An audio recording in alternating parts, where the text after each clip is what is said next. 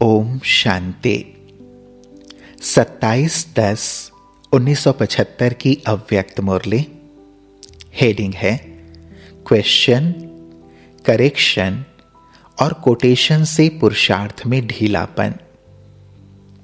रूहानी बगीचे के बागवान शिव बाबा फुलवारी के फूलों को देख बोले, आज बाप दादा बेहद की फुलवारी को विशेष रूप से देख रहे थे कि हर एक फूल के अंदर रूप, रंग और कितनी खुशबू है। रूप अर्थात साकारी स्वरूप में नैन और चैन में अर्थात चेहरे में ब्राह्मणपन का व फरिश्तेपन का, श्रेष्ठ पाठधारी आत्मा की स्मृति का नशा और खुशी प्रत्यक्ष रूप में कितनी दिखाई देती है। रंग अर्थात निरंतर बाप के संग का रंग अर्थात सदा साथी बनने का रंग कितना चढ़ा हुआ है। खुशबू अर्थात सदा रूहानी वृत्ति और दृष्टि कहां तक अपनाई है। हर एक में यह 3 विशेषताएं देखी। यह विशेषता देखते हुए एक और विचित्र विशेषता देखी। वह क्या देखी कि जिन विशेष फूलों में बाप दादा की नजर है, उमंग और उल्लास की झलक भी है, उम्मीदवार भी हैं, सर्व ब्राह्मण परिवार का स्नेह भी है, लक्ष्य भी बहुत श्रेष्ठ है और कदम भी तीव्र गति के हैं, लेकिन अभी अभी इसी रूप में दिखाई दे रहे हैं जो वर्णन किया। कुछ समय के बाद बाप की नजर में रहने वालों के ऊपर माया के रॉयल रूप की नजर लगने के कारण रूप रंग बदल जाता है। कदमों की तीव्र गति यथार्थ मार्ग के बजाय व्यर्थ मार्ग पर तीव्र गति से चल पड़ते हैं। फरिश्तेपन के नशे के बजाय और ईश्वरीय खुशी के बजाय अनेक प्रकार के नशे जो कि विनाशी नशे हैं, साथ साथ साधनों के आधार पर जो प्राप्त हुई खुशी और नशे हैं, उनमें मस्त हो जाते हैं।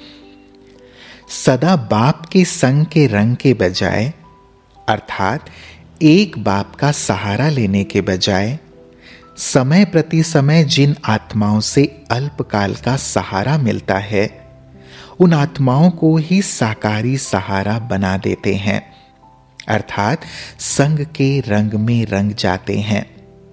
इसमें भी मेजॉरिटी बच्चों में एक बात दिखाई दे। मेजॉरिटी इस ब्राह्मण जीवन के आदि में अर्थात पहले पहले जब बाप द्वारा बाप का परिचय, ज्ञान का खजाना प्राप्त होता है, अपने जन्म सिद्ध अधिकार का मालूम पड़ता है, याद द्वारा अनुभव प्राप्त होता है, दुख सुख में बदल जाता है, अशांति शांति में बदल जाती है और भटकना बंद हो ठिकाना मिल जाता है।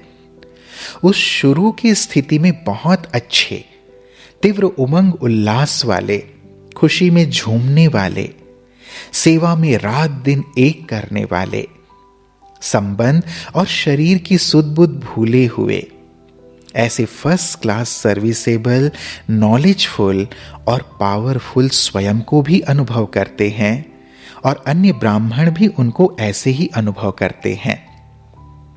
लेकिन आदि के बाद फिर जब मध्य में आते हैं तो पुरुषार्थ से, अपनी सेवा से, खुशी और उमंग से संतुष्ट नहीं रहते। अपने आप से क्वेश्चन करते रहते हैं कि पहले ऐसा था, अभी ऐसा क्यों? पहले जैसा उमंग कहां चला गया? पहले वाली खुशी गायब क्यों हो गई? चढ़ती कला के बजाय रुकावट क्यों हो गई? जबकि ज्ञान गुह्य हो रहा है, समय समीप आ रहा है, सेवा के साधन भी बहुत प्राप्त हो रहे हैं, और फिर भी पहले जैसा अनुभव क्यों नहीं होता? मेजॉरिटी का यह अनुभव देखा। अब इसका कारण क्या? कारण यह है, जब सेवा में और ब्राह्मण परिवार के संपर्क में वह सेवा द्वारा जो प्रत्यक्ष फल प्राप्त होता है, उसमें चलते चलते कोई हद की पोजीशन में आ जाते हैं, कोई हम शरीक सर्विस साथियों व संपर्क में आने वाले अपने साथियों का अपोजिशन करने में लग जाते हैं। कोई स्थूल सेल्वेशन लेने में लग जाते हैं, अर्थात सेल्वेशन के आधार पर सेवा और पुरुषार्थ करते हैं। कोई क्वेश्चन और करेक्शन करने लग जाते हैं और फिर कोई दूसरे की कोटेशन देने लग पड़ते हैं, अर्थात दूसरे के दृष्टांत से अपना सिद्धांत बनाने लग जाते हैं। इन 5 में से कोई ना कोई उल्टा मार्ग अपना लेते हैं। बाप ने कहा कि सदा तपस्वी बन करके अपने ईश्वरीय ब्राह्मणपन के सर्वस्व त्यागीपन के पोजीशन में स्थित रहो, लेकिन हद की पोजीशन की मैं सबसे ज्यादा सर्विसेबल हूं, प्लानिंग बुद्धि हूं, इन्वेंटर हूं, धन का सहयोगी हूं, दिन रात तन लगाने वाला हूं, अर्थात हार्ड वर्कर हूं या इंचार्ज हूं, इस प्रकार के हद के नाम, मान और शान के उन उल्टे पोजीशन को पकड़ लेते हैं, अर्थात यथार्थ मंजिल से व्यर्थ मार्ग पर तीव्र गति से चल पड़ते हैं। बाप ने कहा सैल्वेशन आर्मी हो, अर्थात अन्य आत्माओं को सैल्वेशन देने प्रति हो, लेकिन हद की सैल्वेशन कि यह साधन होगा तो सर्विस करेंगे, पहले साधन दो फिर सर्विस करेंगे। साधन भी सेवा अर्थ नहीं, लेकिन अपनी सुख के अर्थ मांगते हैं। अगर यह किया जाए तो बहुत सर्विस कर सकता हूं, एक्स्ट्रा स्नेह रिगार्ड दिया जाए, एक्स्ट्रा खातरी की जाए और विशेष नाम लिया जाए, ऐसी प्रकार के सैल्वेशन के आधार पर अपना पुरुषार्थ करने लग पड़ते हैं। इसलिए आधार गलत होने के कारण उन्हें अपनी उन्नति का अनुभव नहीं होता। इसी प्रकार बाप ने कहा माया से अपोजिशन करना है, लेकिन माया के तो मित्र बन जाते हैं, अर्थात आसुरी संस्कारों रूपी आसुरी संप्रदाय के बजाय ईश्वरीय संप्रदाय अर्थात 1-2 में अपोजिशन करते रहते हैं। यह ऐसा करता है तो मैं इससे भी ज्यादा करके दिखाऊं, यह सर्विसेबल है तो मैं भी सर्विसेबल हूं, यह आगे है तो मैं पीछे क्यों, मैं गुप्त पुरुषार्थी हूं, मुझे पहचानते नहीं, और निमित्त टीचर से तो मैं ज्यादा सर्विसेबल हूं। टीचर से भी अपोजिशन करते हैं, तुम अनुभवी नहीं, मैं तो अनुभवी हूं, तुम अनपढ़ हो, मैं पढ़ी लिखी हूं। ऐसे 1-2 में अपोजिशन करने से अपना सदा काल का श्रेष्ठ पोजीशन गंवा देते हैं। आपस में अपोजिशन कारण माया से अपोजिशन करने में कमजोर बन जाते हैं, अर्थात विजयी नहीं बन सकते हैं।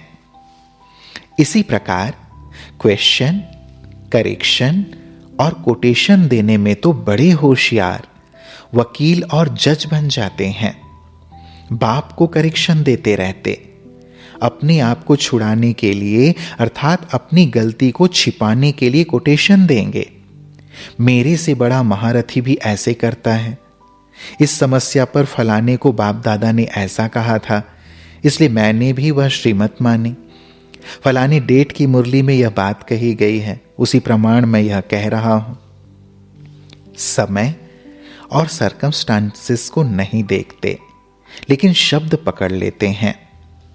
इन्हीं भूलों के कारण एक भूल से अनेक भूलें बढ़ती जाती हैं, अलबेलापन के संस्कार बढ़ते जाते हैं, पुरुषार्थ की गति तीव्र से मध्यम हो जाती है। बाप ने कहा है कि मास्टर त्रिकालदर्शी अर्थात तीनों कालों को जानने वाले हो। इस धारणा को अपनाने के कारण अपनी करेक्शन के बजाय दूसरों की करेक्शन करते रहेंगे। दूसरों की करेक्शन में बाप से कनेक्शन तोड़ देते हैं, इसलिए शक्तिहीन होने के कारण उलझते रहते हैं। सुख शांति व अतीन्द्रिय सुख की अनुभूति का ठिकाना नजर नहीं आता, पर चिंतन पतन की तरफ ले जाता है। समझा? इन बातों में आने के कारण जो आदि का नशा और खुशी का अनुभव होता है, यह खत्म हो जाता है।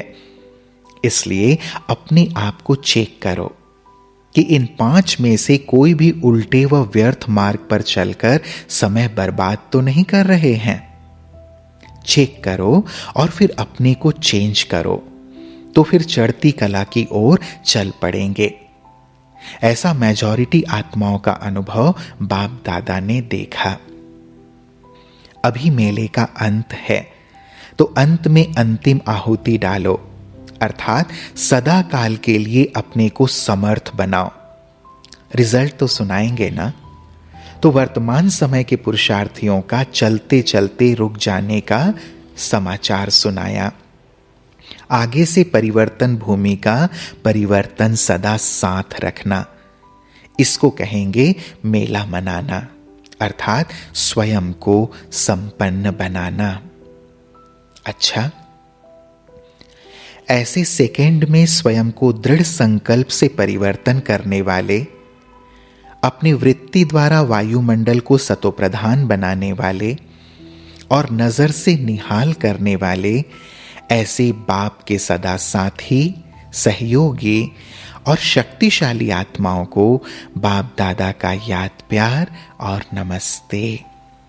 हम बच्चों का भी प्राणेश्वर बाप दादा को याद प्यार और नमस्ते नमस्ते नमस्ते। शुक्रिया बाबा, शुक्रिया। ओम शांति।